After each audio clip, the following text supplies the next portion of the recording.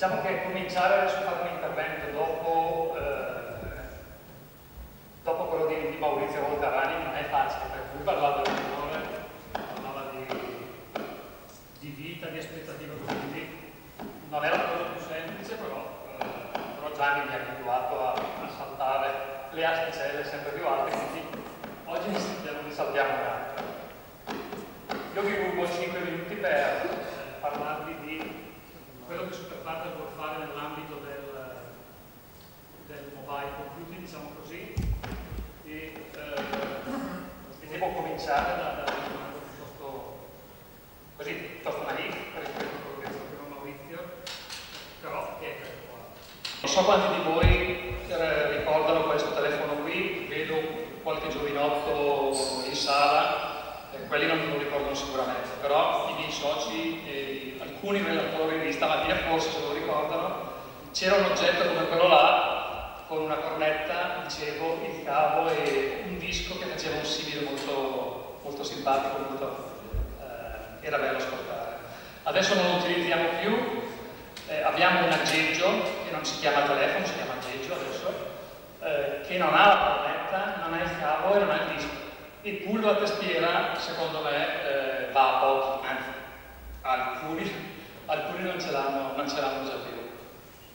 Probabilmente avete già capito che stiamo parlando di un aggeggio tipo questo qui, quello di Apple, piuttosto che gli N97 degli amici di Nokia, il Liquid di Acer, eccetera, eccetera. Io qui ho scelto l'iPhone, Giovanni. Ma non volevo, insomma, ho trovato l'iPhone, ma io ho cercato il Symbian, ma ho trovato questo. Cioè, ecco.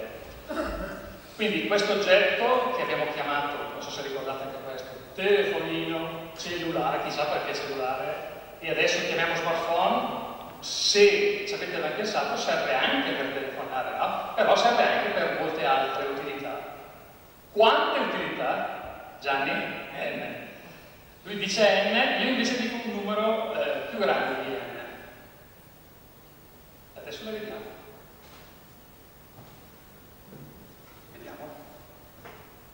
Allora, prendiamo un po' di consapevolezza di queste n utility.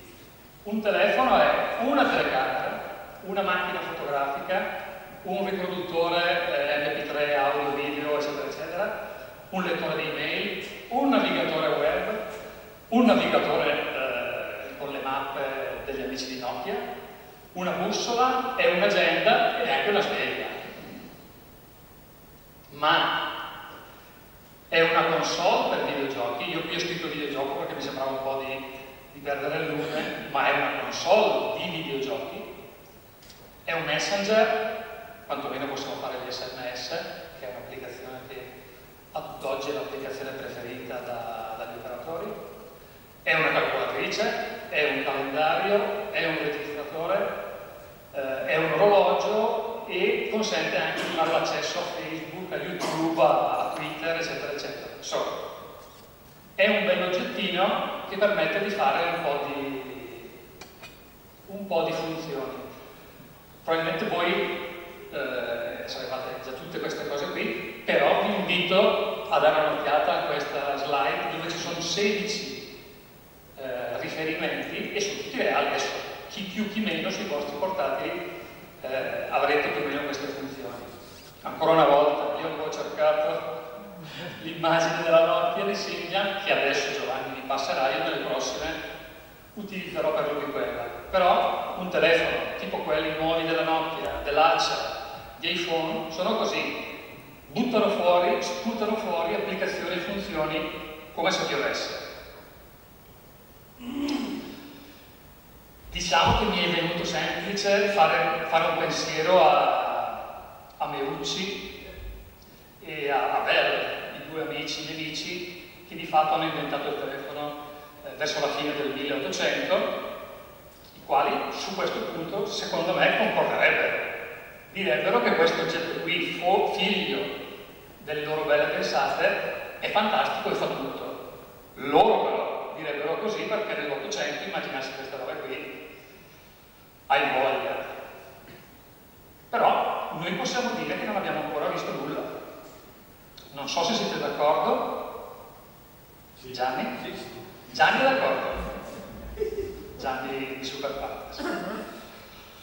Quindi io adesso, detto che sono d'accordo anch'io, che non abbiamo visto ancora nulla, cerco di dirvi cosa possiamo fare noi come Superpartners per vedere qualcosa, insomma. È poca roba, ripeto.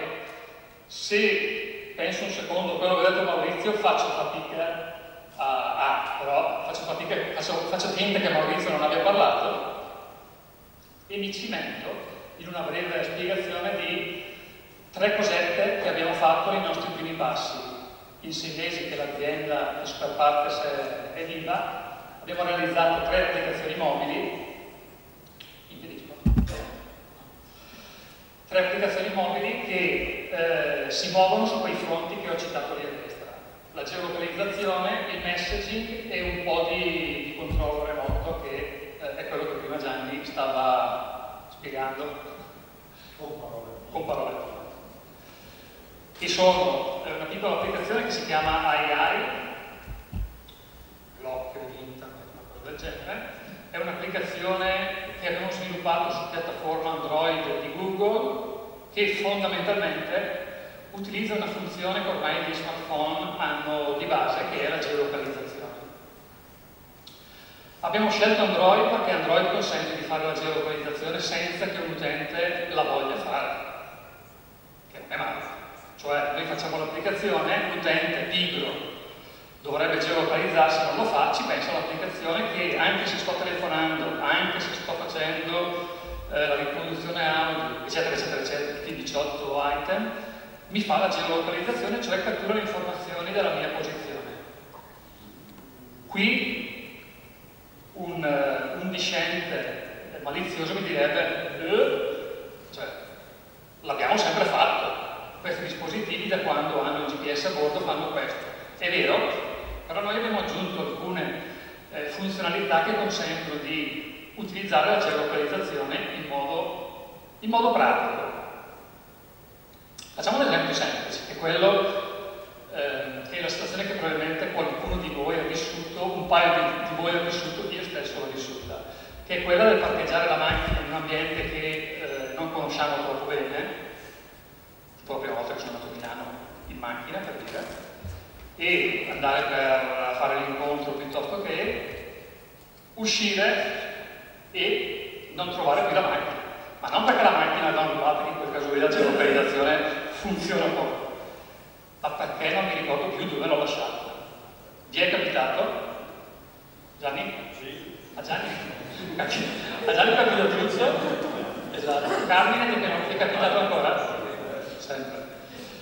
Quindi, se io ho l'accortezza di catturare le coordinate di dove ho la macchina, quando mi viene il dubbio dov'è la macchina, non vedo la macchina, tiro fuori il nostro oggettino che ha quell'interfaccia là e lui mi dice, vabbè, GPS disponibile, tu sei qui, però non mi dice dove è la macchina, mi dice tu sei qui, la macchina dov'è?